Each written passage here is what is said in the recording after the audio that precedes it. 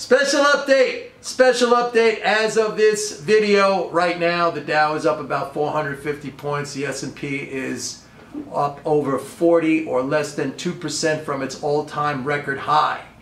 Now, it looks like my August 8th buy window bottom of the market call was absolutely correct. That was when we hit the low point of 27.75 on the S&P, and what makes that call even more impressive is the fact that I came out with it on June 26th, and I already have the date for the top in this rally when we can expect at least some headwinds to emerge.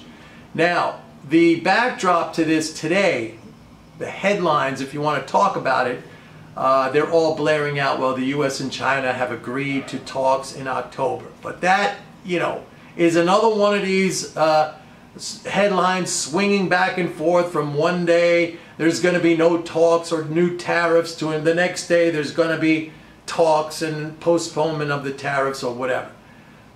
If you listened to my video yesterday, I said there were some very major and important changes in government spending trends. I sent out to my subscribers, and by the way, some of you took advantage of my offer to sign up for a 30-day free trial, and you got the email and you got the report.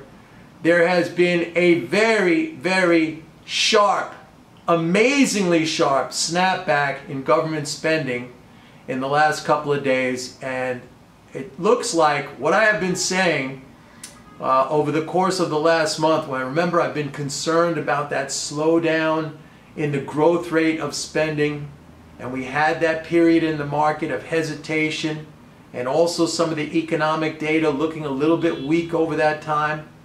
And I postulated that perhaps that slowdown in the growth rate of government spending was sort of a leftover effect of the debt ceiling when Treasury was still going what I call slow pay. Remember, I gave you the example that many households face. Maybe you face it sometimes. When you're a little bit short on cash, what do?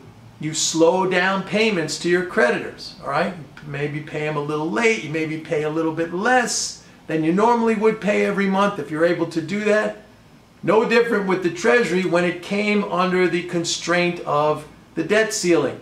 And that was a leftover effect of the debt ceiling. The other thing was, once the debt ceiling was lifted, what was it, back on July 26th or thereabouts, once the debt ceiling was suspended, Treasury was making payments to those government retirement accounts. Those were the funds it was using during that period of extraordinary measures when it was meeting all its obligations. It was actually not making the payments into those government retirement accounts, and when the debt ceiling was suspended, I suspect that Treasury was first making payments into those accounts, and that was not showing up in the regular spending data.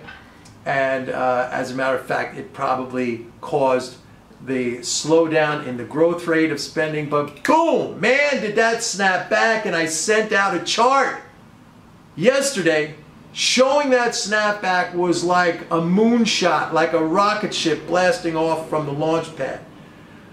Now, this is enormously positive for the economy, enormously positive for the markets. We have this surge in spending once again, and not only that, it is inflationary. Look what's happening to the dollar today. Gold is pulling back, but that is a buying opportunity. Look what's happening to bonds today. And by the way, that's also a very incredible scenario that we will potentially be going into this end of September Fed meeting where the markets are clamoring for another rate cut, when possibly the market is going to be at an all-time high. And the Fed is going to cut rates. And by the way, today we just saw the ADP payrolls for August come in way above consensus at 195,000. I think consensus was 145,000. So you have a lot of positive news. You have the market surging. Everyone still believes there's going to be a rate cut. And if there is another rate cut, I mean, the sky's the limit on this rally, really. You have so much embedded pessimism, so much outstanding bearishness when you talk about sentiment. I mean, this thing is just going to be, it's going to be a mind blower. A mind blower. Anyway, all of this was predicted by me. All right.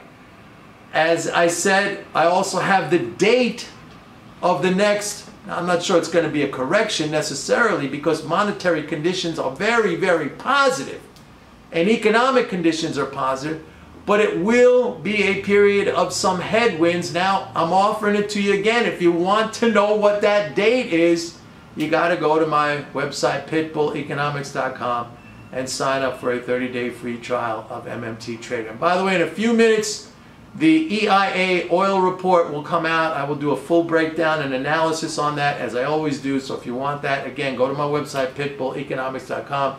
Sign up for either MMT Trader or Zombie Trading. See you later. Bye-bye.